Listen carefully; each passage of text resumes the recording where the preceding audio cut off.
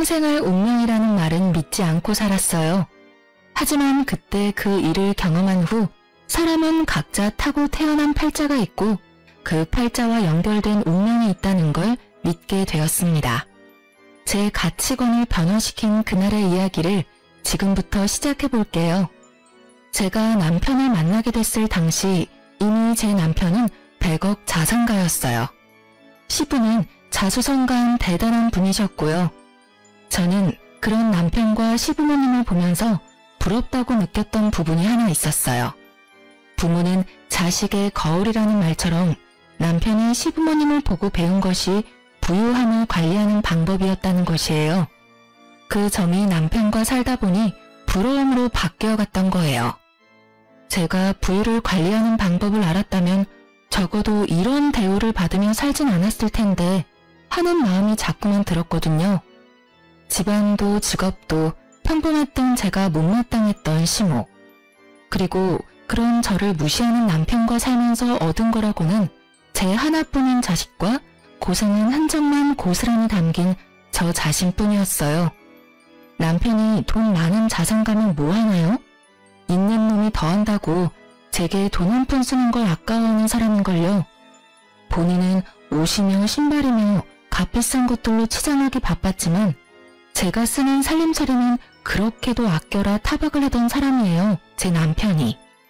당신 수진이한테 나 몰래 용돈 줬어? 애들이 무슨 돈이 필요하다고 돈을 쥐어줘? 오늘 수진이 소풍이라 이럴 때 아니면 언제 용돈을 줘요? 그리고 이제 애들도 자기 용돈 관리도 해보고 할 때 됐잖아요. 여보도 딱 수진이 나이 때부터 용돈 관리 연습했다면서요. 쟤가 나랑 같아? 어차피 쟤는 생긴 걸로 보나 하는 짓으로 보나 당신을 빼다 박았는데 나 같은 영특한 행동을 할 리가 없잖아. 다시는 당신 멋대로 용돈 챙겨주는 짓 하지 마. 알겠어? 이제 용돈도 받고 자기가 돈 관리도 해볼 나이에요. 그리고 진웅이는 동생인데도 작년부터 당신이 용돈 주고 있잖아요. 아이들을 그렇게 차별하는 부모가 어딨어요? 수진이도 당신 딸이에요. 당신이 언제부터 나한테 언성을 높였지? 지금 이만큼 살고 있으니까 이게 다 당신이 읽어낸 줄 아나 봐. 그리고 차별하지 않도록 수진이도 날 좀 닮게 낳지 그랬어 그럼. 수진이 너, 네 엄마처럼 네 돈 아니라고 흥청망청 쓰지 말고 그대로 가져와. 알겠어? 정말 이렇게까지 해야 해요? 오늘 수진이 소풍날이라고요. 아이 용돈 좀 챙겨준 게 무슨 잘못이라도 된 것처럼 굴면서 아이 기분까지 망쳐야겠어요? 엄마, 나 괜찮아. 아빠, 저 괜찮아요. 용돈은 여기에 두고 갈게요. 저 용돈 필요 없어요. 엄마가 도시락도 챙겨주고 과자도 챙겨줘서 필요 없을 거예요. 저는 아이들 앞에서까지 저를 무시하는 것도 모자라 제 딸아이에게까지 저를 대하듯 행동하는 남편이 너무 싫었어요. 그래서 이혼을 결심했던 적이 한두 번이 아니었고요. 제 딸도 얼마나 마음이 고단했으면 한 번은 아무도 모르게 밤중에 이불을 머리 끝까지 뒤집고 우는 거예요. 우연히 화장실에 가려다 그런 모습까지 보게 되니 괜히 시부모님과 남편에게 넘치는 사랑을 받는 아들에게 얄미운 감정까지 들었어요. 네, 그러면 안 되는 거죠. 제 아들이 잘못한 건 아니니까요.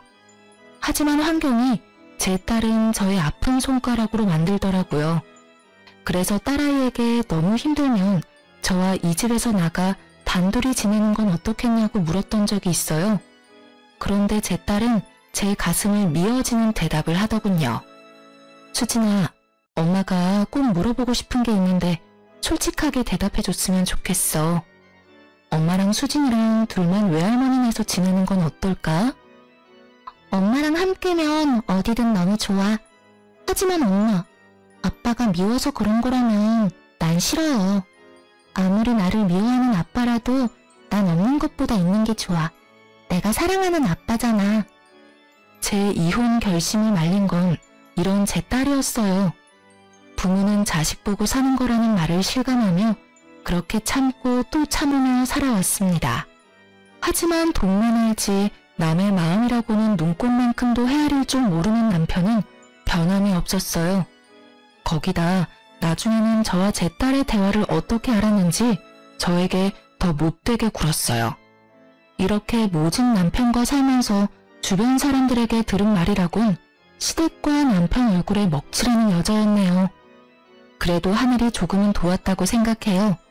제가 느낀 저의 인생 시간이 빠르게 흘렀으니까요. 일이 살다 보니 어느새 우리 아들이 결혼하는 날도 오더라고요. 며느리도 예쁜 외모만큼이나 싹싹하고 성격이 좋아 제 마음에 꼭 들었어요. 어쩌면 그래서 결혼 전에 더욱 걱정이 되었던 걸지도요.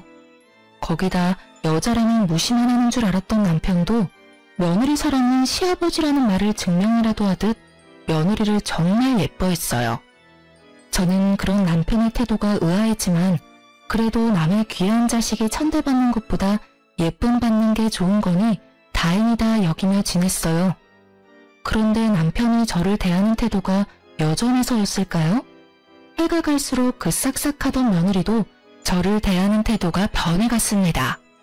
하루는 연차를 내서 쉬는 날이라며 며느리가 집에 찾아왔었어요.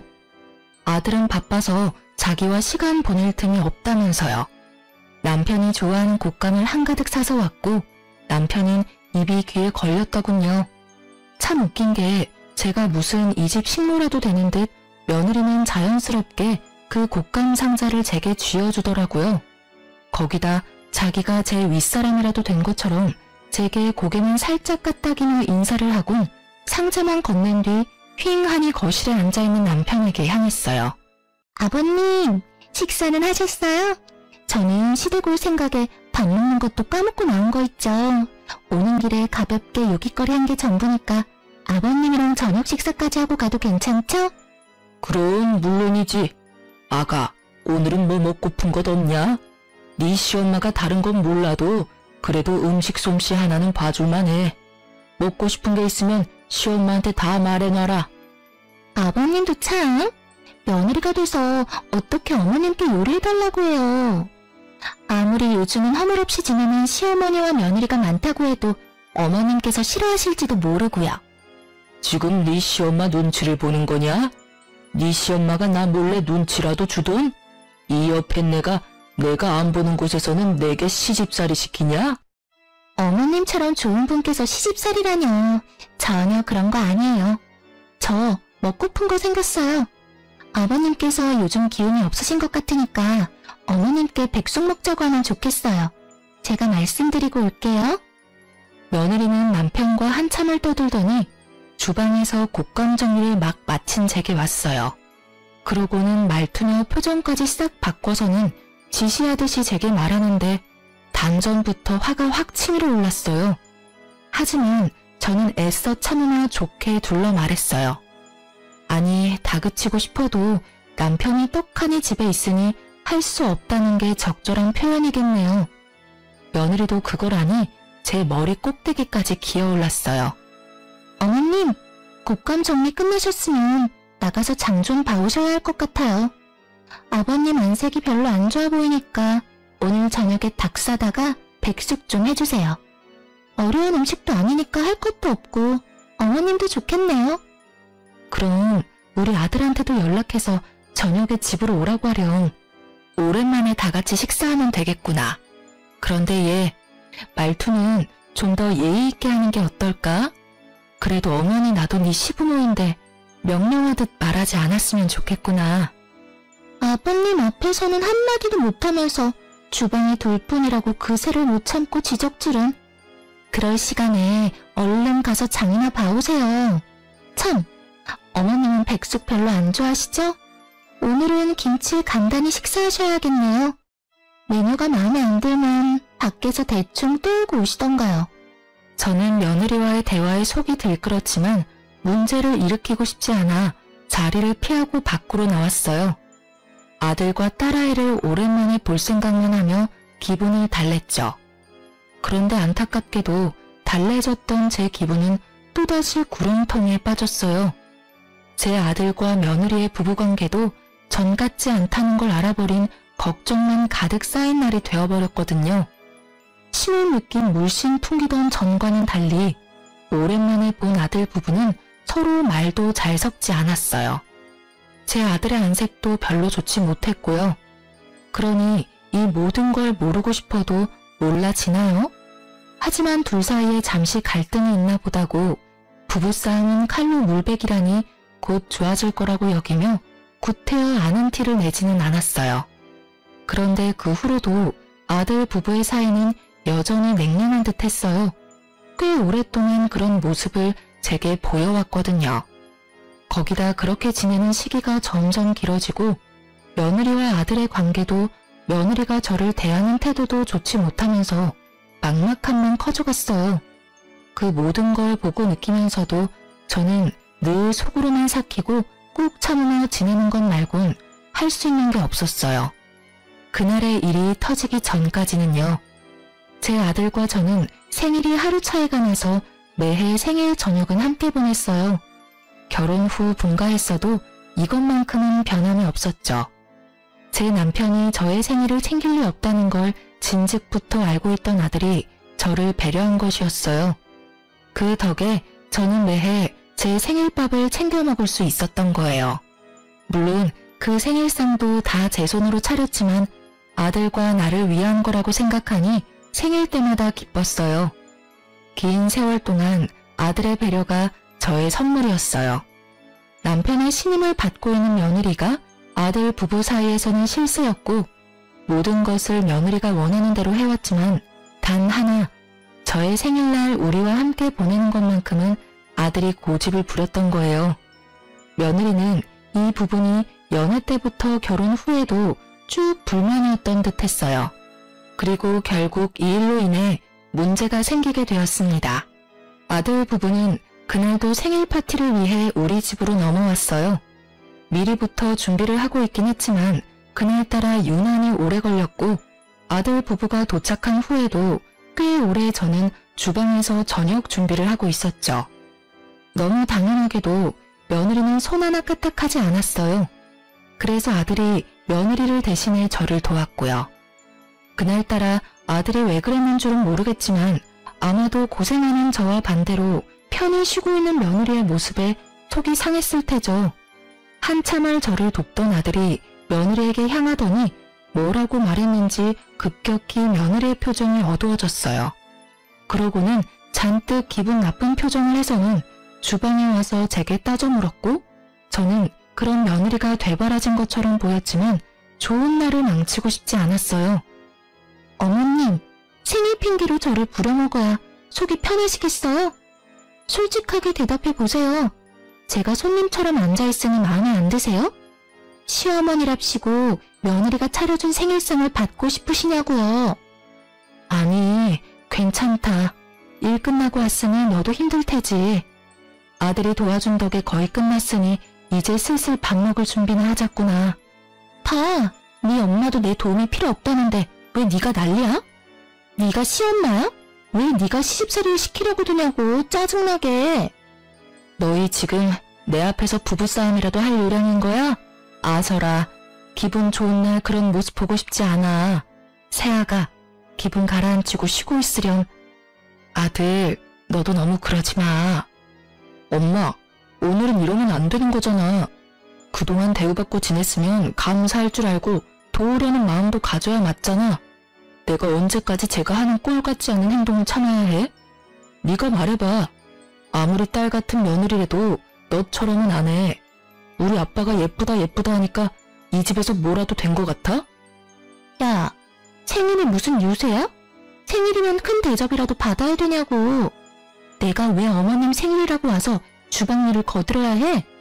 방금 전처럼 생일인 사람끼리 생일상 차리고 자축하면 되겠네. 이렇게 모이는 것도 사실 어머님 때문 아니야? 내가 안 돕는 거 보기 싫으면 이런 자리 만들지를 마. 그만해. 내가 이런 모습 보려고 여태 식사 준비를 했니? 됐다. 음식 챙겨줄 테니까 그만 돌아가렴. 이런 상황에서 마주하고 밥을 먹는다고 한들 그게 소화가 되겠니? 그리고 아가, 아무리 서스럼이 없어도 나도 네 시모야. 너희 다툼까지 이렇게 마주하는 건 상당히 불쾌하고 불편하구나.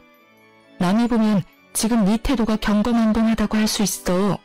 그러니까 앞으로는 조금 더 유의하는 게 좋을 듯해.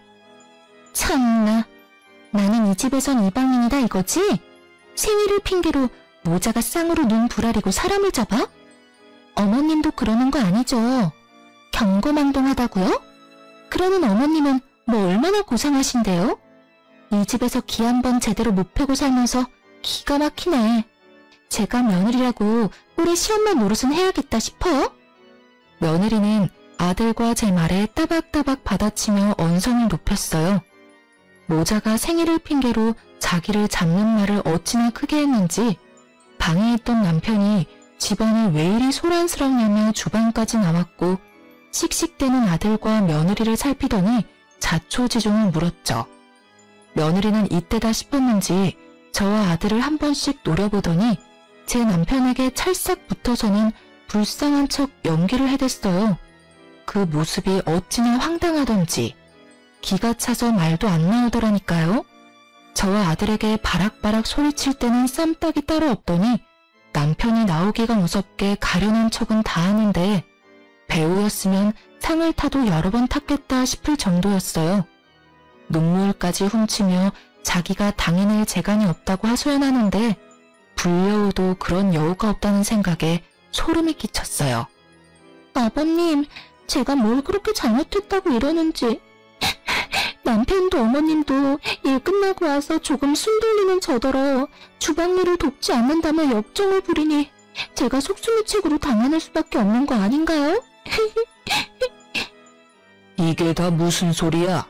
당신 새아가 시집살이라도 시키려고 들었어? 당신 생일이라고 일 끝나고 온 힘든 애를 부려먹었냐고. 생일이 뭐 대수라고 어린 자식들까지 죄다 불러 모아서 이 사달을 내? 어른이면 어른다운 태도를 갖춰야지 그 나이 먹도록 싸구려 같은 행동을 못 고쳐? 아버지, 엄마한테 말하는 투 좀 조심하세요. 엄마가 저희를 부른 게 아니라 제가 함께 보내고 싶어서 아내와 함께 온 거죠. 언제까지 엄마를 그렇게 무시하실 거예요? 그리고 아무리 제 아내라도 잘못된 건 바로 잡아야죠. 아버지께서 매번 이런 식으로 제 아내를 감싸니 못된 행동을 해놓고도 기고만장한 거잖아요. 오죽하면 제가 나서서 엄마를 도와요. 오죽하면. 시끄럽다. 어디 자식이 부모를 가르치려 들어? 네 엄마라고 편드는 꼴이라니. 그리고 사내 자식이 여자애처럼 주방이나 들락거려? 당신 도대체 애 교육을 어떻게 시켰기에 자기 위치도 몰라? 으휴, 엄마가 그 모양이니 아들이라고 있는 것도 멍청하지. 우리 새아가 기분이 상해서 어떡하나? 저 답답한 인간들은 두고 우리끼리 나가서 외식이라도 하는 거 어떠냐? 어서 가자. 우리 새아가 배도 고플 텐데 지체할 시간 없다. 어서 가자꾸나. 남편은 며느리의 기분을 망친 우리는 알아서 하라며 며느리만 데리고 외식을 갔어요. 며느리는 자기가 이겼다는 듯 웃음 띤 얼굴로 저와 아들을 보고 웃더군요. 그 모습에 처음으로 이가 바득바득 갈리더라고요. 아들은 제게 생일날을 망쳐 미안하다고 사과하는데 저는 그런 아들에게 이렇게 만들길 잘했다고 했네요. 앞으로는 참고만 있진 않겠다고 우리끼리라도 생일 파티를 하자고 아들을 다독였어요. 그렇게 저희가 식사를 마친 뒤 뒷정리를 하고 있는데 남편과 며느리가 고기 냄새를 풀풀 풍기며 들어왔어요. 그 냄새만 맡아도 어찌나 화가 나는지 결국 저는 굵은 소금을 한 바가지 퍼서 곧장 현관에가 남편과 며느리를 향해 마구 뿌려댄 뒤 그 인간들한테 엄포를 놓았어요. 이 사리분별도 못하는 인간아. 내가 30년 넘게 당신 비위 맞추고 살았으면 적당히 해야 할 거 아니야. 앞으로 한 번만 더 아이들 앞에서 나 무시하는 행동 하기만 해. 그땐 이 소금으로 안 끝날 줄 알아. 그리고 얘, 너도 여우짓 하는 거 한 번만 더 내 눈에 띄면 가만 안 둘 테니까 그런 줄 알아라. 더는 예전처럼 좋은 게 좋은 거라고 생각하면서 웃어 넘길 일 없으니까. 앞으로는 며느리면 며느리답게 처신 똑바로 하렴. 알겠니? 어이, 이 뼈팬네가 미쳤나? 나이 먹더니 노망이라도 났냐? 감히 나한테 지금 뭐 하는 짓이야? 자식들 앞에서 이런 쪽을 줘? 남편 알기를 우습게 하는 거야 뭐야? 이 집에서 쫓겨나고 싶냐? 어? 며느리다운 게 어떤 건데요? 지금 본격적으로 시집살이라도 시키겠다고 선전포고하는 거예요? 괜찮다더니 순 거짓말이셨던 거네요. 남의 집 귀한 자식이라더니 부려먹을 생각부터 하시는 건가요? 저 너무 서운해요. 그동안 제가 잘은 못했어도 처신 욕날 정도는 아니었잖아요. 아닌가요? 며느리 부려먹을 생각 말고 당신 처신이나 잘해. 개념 없고 멍청해도 정도껏 해야지. 어디 남편한테 소금을 뿌리게. 그것도 자식들 다 보고 있는 앞에서 말이야. 한 번만 더 기어오르려고 들면 이 집에 발도 못 붙일 줄 알아. 남편은 또다시 며느리 편에 서서 저를 무시했어요. 평생을 제 목소리 한번 크게 내본 적 없던 저인데 돌연 제가 큰 소리 좀 낸다고 누가 겁을 먹겠어요. 결국 아들이 다시 나섰고 남편이야 옛날부터 자기가 이 집의 왕인양 살던 인간이라 태도를 달리하지 않았지만 며느리는 아들 눈치가 조금은 보였는지 그 뒤로는 아무 말도 하지 않았어요. 저는 며느리와 아들에게 앞으로는 집에 자주 찾아올 필요 없다고 생일도 앞으로는 같이 보내지 않기로 선을 그은 뒤 돌려보냈죠.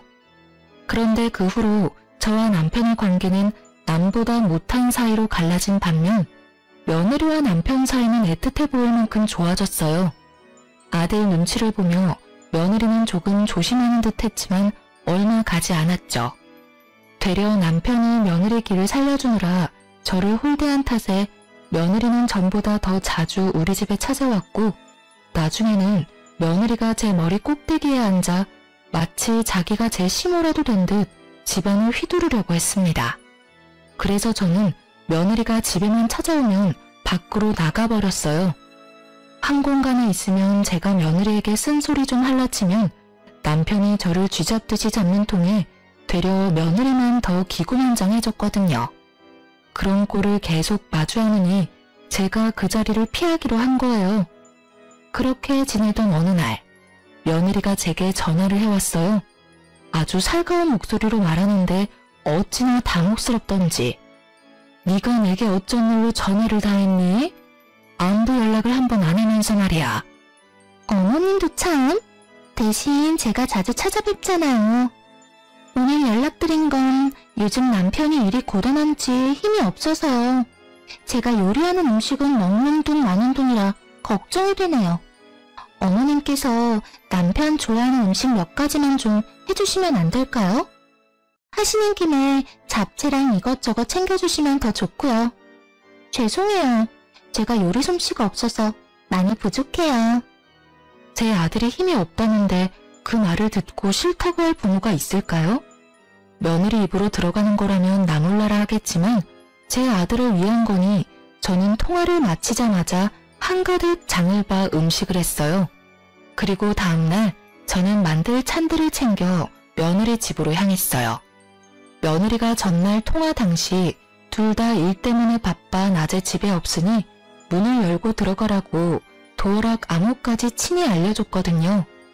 며느리가 급히 할 필요 없으니 주말 전까지만 가져다 주라던 말을 간과하고 급하게 준비했던 제 탓이었을까요? 아무도 없을 줄 알았던 아들 부분의 집에서 심장이 다 벌렁거릴 장면을 목격하고 말았습니다. 현관을 열고 들어서는데 신발장에 여자와 남자 신발이 아무렇게나 놓여있기에 처음에는 아들 부부가 바빠서 미처 신발 정리를 못했다고 생각했어요. 그런데 안으로 들어서자 화장실 앞에 옷가지들이 널브러져 있는 겁니다. 거기다 화장실 안에 있는 여자와 남자의 목소리가 밖으로 새어나왔죠. 저는 아들 부부가 휴가를 냈나 싶었어요. 아들과 며느리 사이가 다시 좋아졌나 싶어 혹시나 오붓한 시간을 방해라도 하게 될까봐 얼른 반찬만 냉장고에 넣어주고 가려고 빠르게 움직였어요. 그런데 간간히 들리는 남자의 목소리가 낯설게만 느껴지는 거예요. 쎄한 기분을 감출 길이 없어 혹시나 하는 마음에 아들이 받지 못하는 상황이라고 생각을 하면서도 작은 방에 들어가 아들 번호로 전화를 걸었어요. 하지만 신호가 얼마 가지 않아 아들이 전화를 받는 거 아니겠어요? 심지어 아들네 집에서 전화벨도 울리지 않았고요. 저는 명확히 확인하기 위해 아들에게 혹시 집에 있느냐고 물었고 아들은 이 시간에 어떻게 집이겠냐며 호탕히 웃으며 일하는 중이라는 거예요. 그때부터 제 손은 바들바들 떨려왔어요. 아들에게는 구태여 내색하지 않고 알겠다고 말한 뒤 전화를 끊었는데 그때 화장실 문이 벌컥 열리더니 안에 있던 여자와 남자가 나와 안방으로 들어가는 소리가 들렸어요. 사람이 참 이상하죠?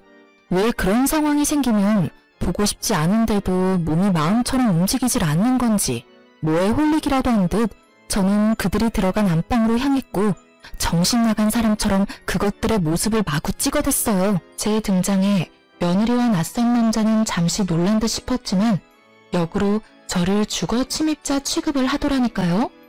저는 며느리의 뻔뻔함에 눈이 뒤집혀 머리채를 잡고 난리를 쳤어요. 내 아들 걱정하는 척은 다 하더니 감히 내 아들 집에 낯선 인간을 집에 들여? 네가 이러고도 인간이냐? 인간이냐고! 내 남편 앞에서 쇼할 때 알아봤어야 했는데 이 불려시 같은 게 감히 외간 남자랑 바람을 펴? 이 버러지만도 못한 거사 당장 이 집에서 나가라고! 에? 이거 안 나요? 놓으라고! 내가 바람을 피든 말든 당신이 무슨 상관이야? 여긴 내 집이기도 하거든? 그런데 내가 왜 나가야 하는데? 당신이나 나가. 이거 놓고 당장 나가요? 이 뻔뻔한 계집애가 넌 오늘 볼장 다 본 줄 알아? 이런 행실을 걸러놓고도 네가 무사할 줄 알아? 어머님이 뭘 어쩔 수 있는데요? 힘도 없으면서 나서봤자 뭐가 바뀔 줄 알아요? 그냥 서로 못 본 척하고 지내요. 어머님께서 아무리 난리쳐도 아무한테도 안 먹힌다는 거 몰라요? 아버님이 어머님 말을 믿을 것 같아요? 제 말 몇 마디면 끝일 거 서로 힘 빼지 말자고요. 저는 뻔뻔한 며느리의 언행에 곧장 아들에게 연락해 당장 집으로 오라고 소리쳤어요. 며느리는 서로 못 본 척 지내자는 말을 귓등으로도 듣지 않고 아들에게 연락한 게 화가 났던 건지 갑자기 제게 마구 손을 댔습니다. 그렇게 저와 며느리는 육탄전을 벌이게 되었고 낯선 남자는 그 틈을 타 불이 나게 도망을 갔어요. 그렇게 30분쯤 흘렀을까요? 제 아들이 도착했고 저는 며느리의 외도 사실을 털어놓고 제가 찍은 사진들까지 아들에게 보여주면서 당장 이 집에서 며느리를 내쫓으라고 노발대발을 했어요. 이게 다 무슨 말이야? 이 사진 속 남자는 도대체 누군데? 진짜 바람이라도 폈다는 거야? 당신이 말해봐. 엄마 말이 다 사실이야? 저것이 말을 하고 말고가 뭐가 중요해. 내가 둘이 엉켜있는 걸 두 눈으로 봤고 저것이 나더러 못 본 척하고 지내자는 말까지 했어. 그럼 인정인 거나 다름없는 거지. 어머님, 제발 좀 말 보태지 마세요. 가정 파탄 내는 게 목적인 게 아니시라면요. 댁으로 돌아가세요. 제가 남편과 직접 이야기할 테니까 일 키우지 마시라고요. 당신이야말로 수작 부리지 말고 이 사진 속 여자가 진짜 네가 맞는지만 대답해. 이 집에 다른 남자 끌어들인 게 사실이냐고. 진짜 이 모자가 끝까지 배려라고는 없네. 그래, 내가 다른 남자 끌어들였고 그걸 어머님이 봤어. 됐니? 그 사진 속 여자는 내가 맞고 남자는 내가 요즘 만나는 사람이야. 당신과 내가 부부이긴 하니? 우리가 살맛대고 안 지낸 지 몇 년이야. 그런데 어떤 여자가 바람이 안 나니? 내가 바람이 난 건 다 당신 때문이라고. 어떤 이유에서든 바람은 용납되지 못해. 넌 정말 사람도 아니다. 나가. 당장 내 아들 집에서 나가라고. 다시는 이 집에 얼씬도 하지 마라. 며느리는 제게 자기 가정을 파탄낸 파탄자라는 욕설을 뱉고는 집을 나갔어요. 그날 이후 제 아들은 한참을 힘들어했어요. 아들은 괜찮다고 하지만 제 아들이 힘들어하는 모습을 보고 있자니 제가 큰 잘못이라도 한 것만 같았어요. 며느리의 말대로 어쩌면 제가 아들의 가정을 파탄낸 게 맞는지도 모르겠다는 생각이 자꾸만 들었거든요. 아들은 조금 진정된 뒤에 며느리를 상대로 이혼 소송을 걸었어요. 남편도 이 사실을 알고 제가 아들네 가정을 망쳤다며 부모도 아니라고 저를 괴롭혀댔어요. 거기다 아들과 며느리의 이혼 사실을 알게 된 후 남편은 밖에서 지내는 시간이 많아졌어요. 저는 며느리를 만나러 다니는 것은 아닌가 하는 생각이 자꾸만 들었죠. 예뻐했고 둘의 사이가 좋았던 만큼 연락이라도 하고 있는 건 아닌가 하고요. 그래서 하루는 남편의 뒤를 캐보기로 마음먹고 남편 몰래 뒤를 따랐죠. 그리고 곧 남편이 밖에서 만나던 사람이 누군지 확인하는 순간 저는 뒤로 까무러칠 뻔했습니다. 남편이 며느리의 불륜남과 며느리까지 끼고 셋이서 무슨 가족이라도 된 듯 하하호호 웃으며 식사를 하고 있는 거 아니겠어요?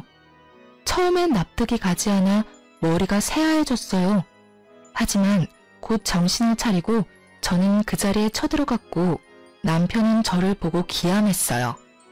당신 여기서 지금 저것들이랑 뭐해? 설마 며느리가 바람피고 있다는 사실을 알면서도 모른 척 지냈던 거야? 당신이 도대체 왜 내 아들을 상처 준 저것들이랑 같이 밥을 먹고 있는 건데?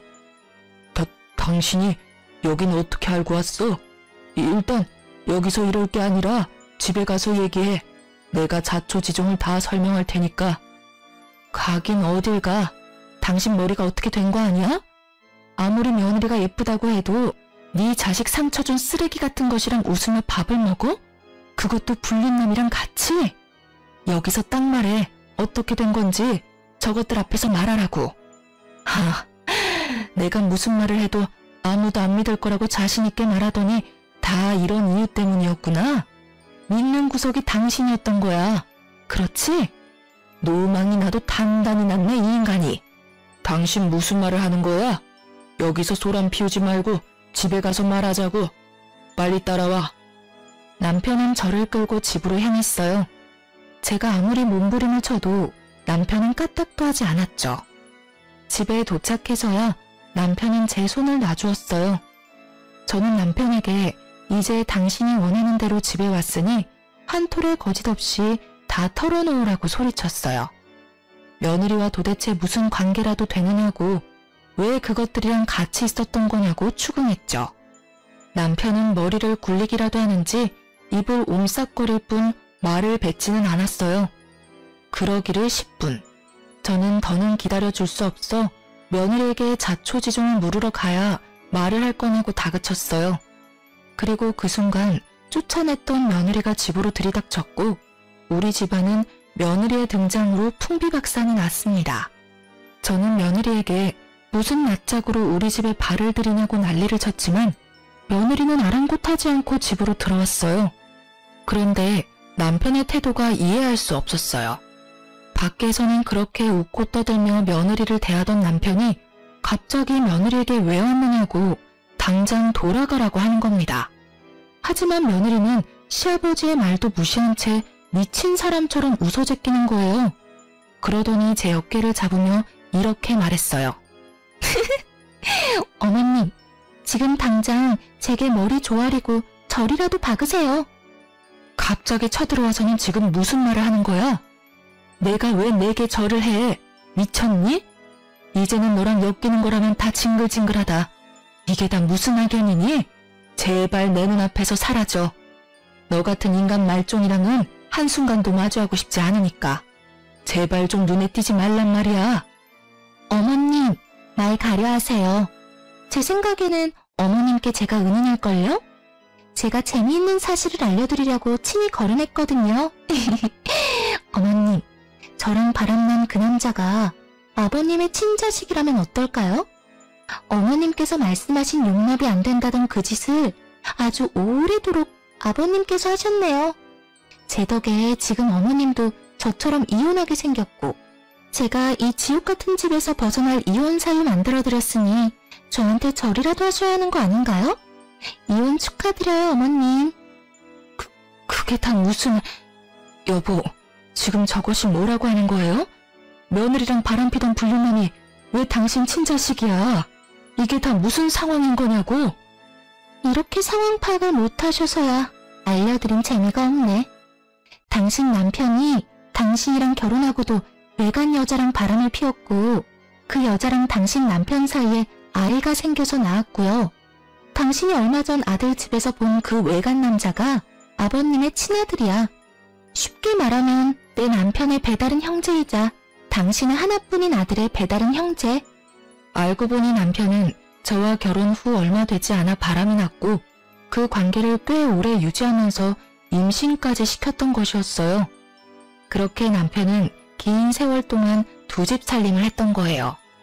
며느리와 바람이 난 그 남자가 남편과 불륜녀 사이에서 태어난 아이였고요. 남편이 며느리가 너무 마음에 들어 제 아들에게는 과분하다 여겨 배다른 자기 자식에게 친히 소개를 시켜 관계가 발전했던 거예요. 남편은 며느리의 말을 믿지 말라며 절대 아니라고 잡아댔지만 며느리와 함께 왔던 건지 배다른 아들이란 사람이 타이밍 좋게 우리 집 배를 울렸어요. 남편의 배다른 아들은 이미 남편과 친자검사까지 마친 상태였고 결과지까지 가지고 와 남편의 친아들임을 입증해 며느리의 말에 힘을 실었죠. 그런데 이 사실만큼이나 놀라웠던 사실이 또 있었어요. 이 모든 게 그 배다른 아들의 복수였다는 겁니다.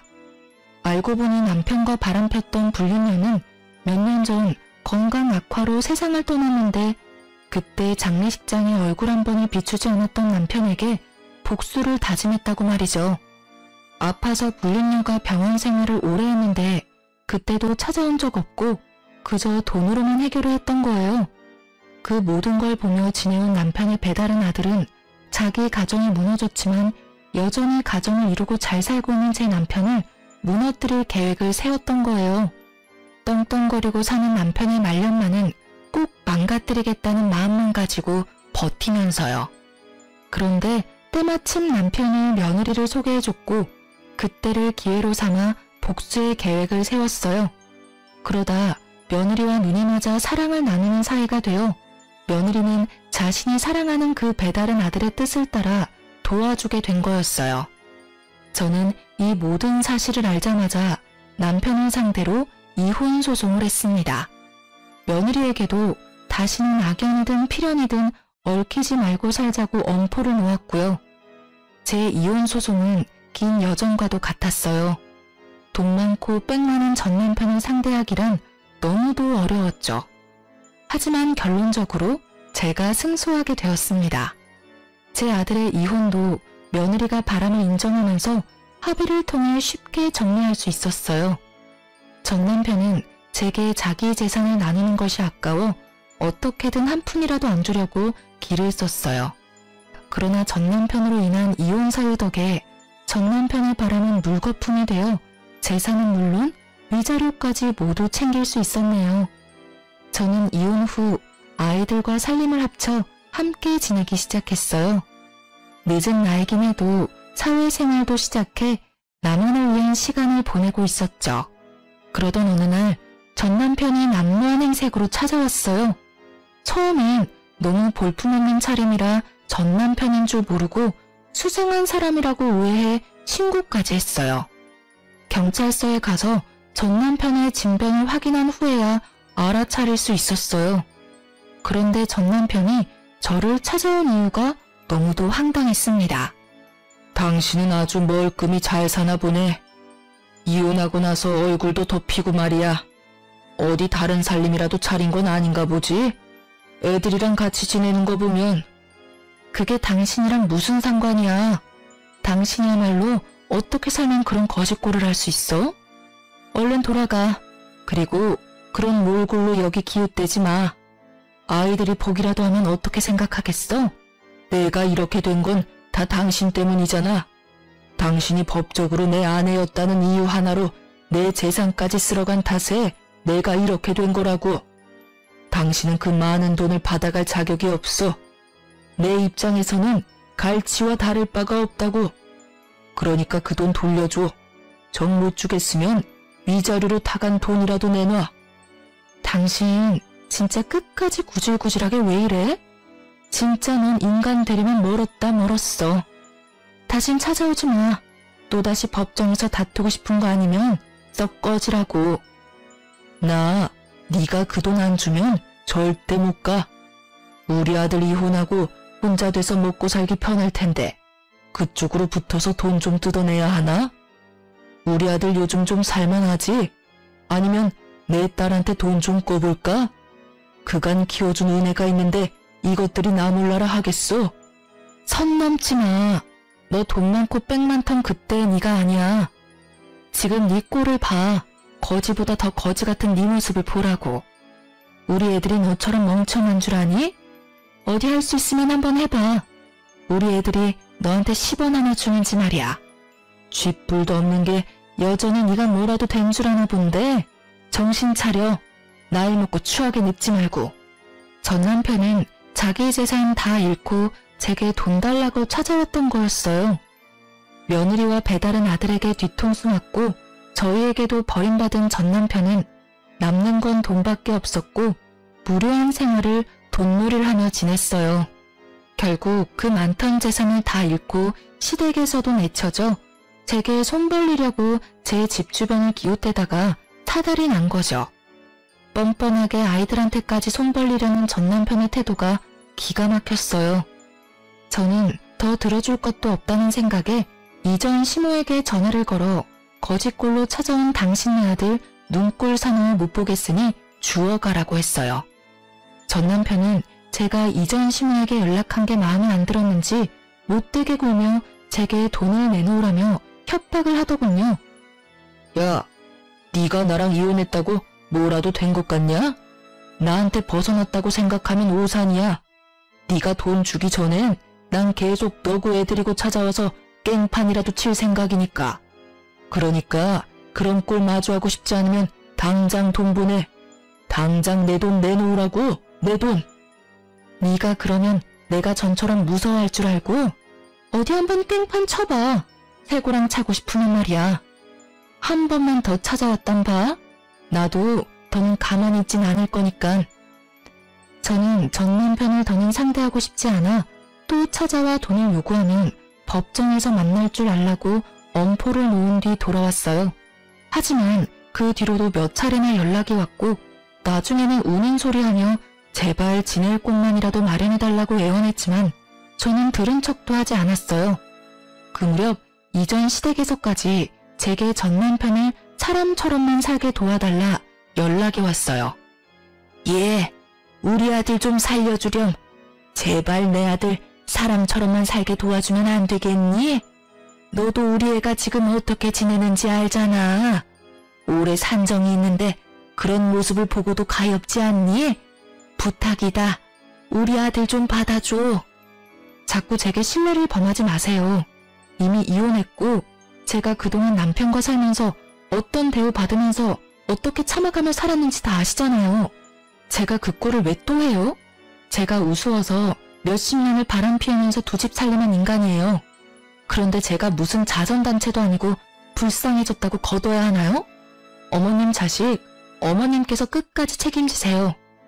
그것이 우리 집 재산까지 죄다 손을 대서 나도 더는 도와줄 형편이 못 돼서 그래. 그리고 다 늙어서 저렇게 망한 채로 살 수는 없지 않니? 내가 다 미안하다. 네가 좋은 사람이라는 걸 미처 몰랐어. 우리가 사람 보는 눈이 없었던 게지. 내가 이리 사과하마. 너희 다시 합치면 다시는 내게 못나게 굴지 못하도록 내가 다 단속하마.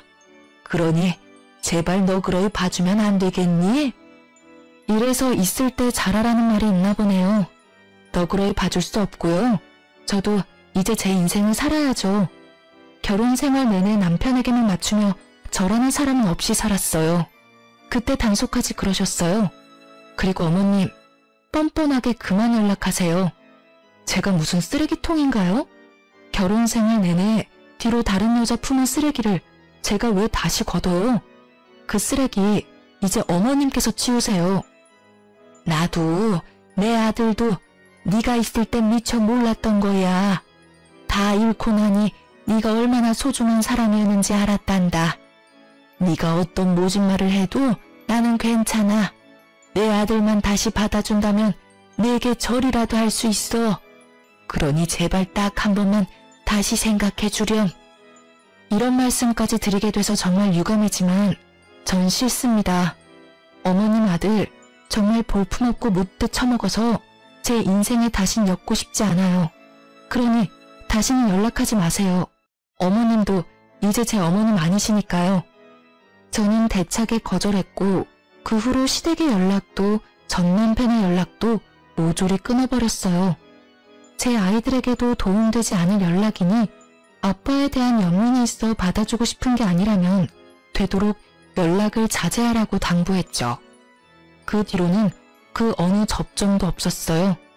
간혹 아이들에게 연락해온 것 같기는 하지만 아이들은 저를 배려해 이야기하지 않았어요. 그렇게 과거의 제 올가미와도 같은 인간들을 끊어내니 그제야 모든 것이 끝났다는 실감이 났어요. 몇 년이 흐른 지금은 주변에서 제 얼굴에 꽃이 만개한 것처럼 환하게 폈다는 말을 자주 해주세요. 저는 그 말이 어떤 의미인지 너무나 잘 알아요. 지금처럼 더없이 잔잔하고 또 행복했던 적은 없으니 당연히 얼굴색도 좋아지고 사람 사는 것 같아 보이는 거죠.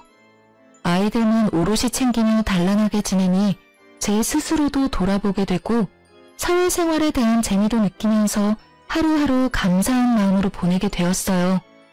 남는 시간에는 취미생활까지 하면서 활동적인 사람으로 변화해가는 중이랍니다. 이전 며느리의 소식은 아주 간간히 아들을 통해 들었어요. 전 남편의 배다른 아들과 헤어져 자기 인생을 산다더군요. 아들에게 연락했던 이유도 그간의 안 좋았던 관계를 회복할 순 없지만 사과는 꼭 하고 싶었더나요? 무례하고 미웠던 이전 며느리지만 이제는 어디서든 자기 몫을 잘하며 지냈으면 좋겠다 싶어요. 이 나이 먹고 누굴 미워하고 원망하는 마음으로 살아간다면 얼마나 불행하고 힘들어요. 그저 제 생활에 집중하며 제 주변 사람들을 챙기면서 그렇게 하루하루 베풀고 사랑하며 지낸다면 그게 찬란한 삶이지 않을까요?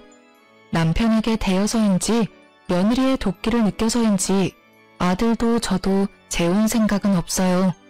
제 딸도 결혼 생각은 아직 없다고 하고요.